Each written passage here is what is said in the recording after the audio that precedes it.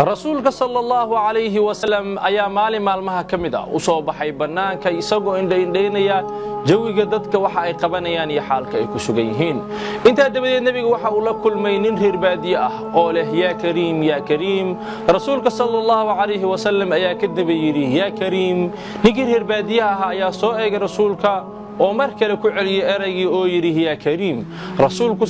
mar kale ayuu ku celiyay eraygii ya kariim ninkii reer baadiyaha ayaa ku yiri ninkaagan wajiga furan leh ee qaabka qurxoon lahow ma inaan nin reer baadiye ahay darteeda ayaad igu jeesjeesaysaa